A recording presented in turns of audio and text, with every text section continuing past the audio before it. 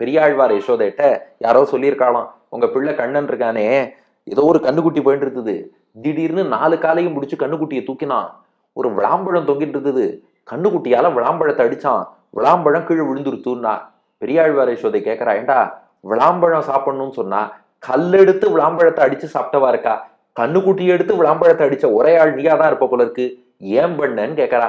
அதுக்கு கண்ணன் பதில் சொன்னானா, அம்மா அப்படி இல்லம்மா, அவ உனக்கு விஷயத்த ஒழுங்கா சொல்லல, அந்த விளாம்பழம் இருக்கே நான் சாப்பிட்றதுக்காக அதை அடிக்கல, அதுக்குள்ள ஒரு அசுரன் உட்கார்ந்துருந்தான், அவனுக்கு கபித்தாசுரன்னு பேரு, அந்த அசுரனை அழிக்கணும்னு நினைச்சேன்.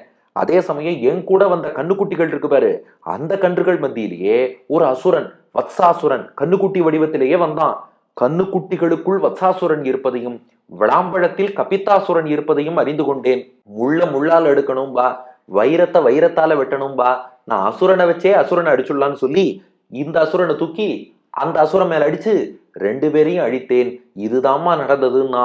பெரியாழ்வார் யசோதைக்கு உடனே பெருமிதமா, பத்தியா, ஒரே நேரத்துல 2 அசுரர்கள் என் பிள்ளை மேல மோத வந்தாலும் என்ன கதிக்கு ஆளானா பார், என் பிள்ளையை எதிர்த்து யார் வந்தாலும் அவளுக்கெல்லாம் இதான் கத்தின்னு பெருமிதத்தோடு சொல்கிறாள்.